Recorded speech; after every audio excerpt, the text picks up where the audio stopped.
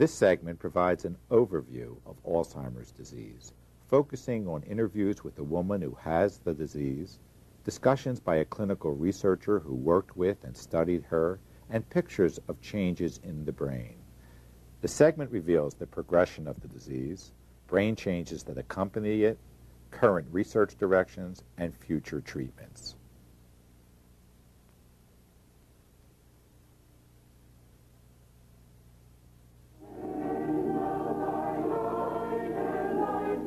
When this film was made, Eleanor, at age 51, was in the early stages of Alzheimer's disease, a terminal illness with no known cure.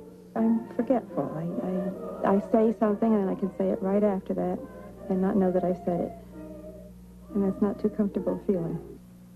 Both for her own sake and to help others study Alzheimer's, she joined a research program at Johns Hopkins University in Baltimore.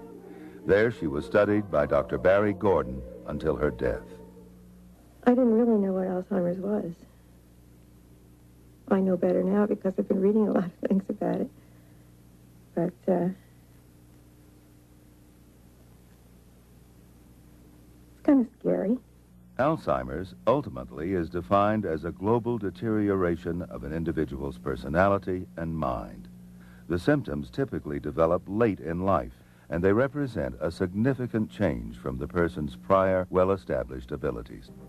Near the center of the brain is a tiny cluster of cells called the nucleus basalis. It's the headquarters for neurons that run throughout the cortex. Those neurons carry a chemical transmitter, acetylcholine, that causes other neurons to fire. In Alzheimer's, the nucleus basalis seems to deteriorate. An entire system of cells begins to develop plaques and tangles that interfere with chemical transmission. Then the cells begin to die. When the nucleus basalis and its connections disappear, the cortex literally becomes starved for excitation, and its cells, in turn, begin to die. Something's going wrong where the nerve cells are gradually dying and their processes are dying. We know that that takes place in many regions throughout the brain, but there are some regions in particular that seem to bear the brunt of it and cause a lot of the problems that patients with Alzheimer's have. Damage that occurs in the inner part of the temporal lobes, the hippocampus and other structures, seems to contribute to the memory problem that patients with Alzheimer's have and that they typically start out having. Damage in the parietal and temporal regions on both sides, on the left, seems to be associated with the language problems that patients with Alzheimer's have. On the right is more associated with the problems they have with vision in space, where they may lose themselves in space or not recognize familiar things or people. The dysfunction and damage occurring in the frontal lobes seems to be associated with the poor judgment and lack of insight that many patients with Alzheimer's have.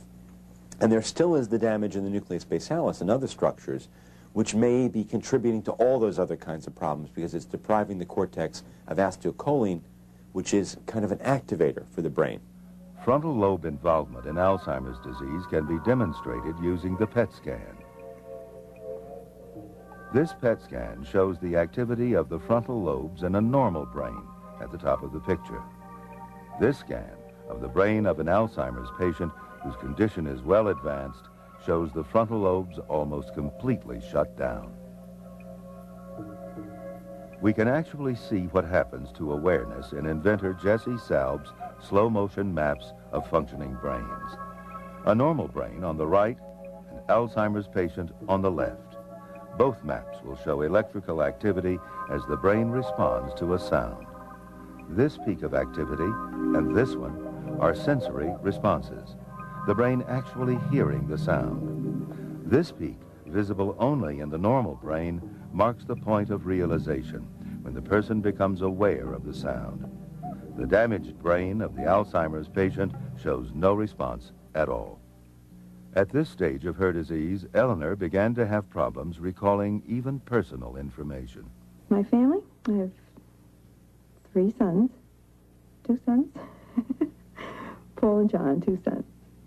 She'll sit down at the piano. In fact, many a time I come in during the day and she's sitting down at the piano playing, and she has no problem reading music. She can take the same newspaper, however, and read it 3 times and mention the same article to me on 3 different occasions.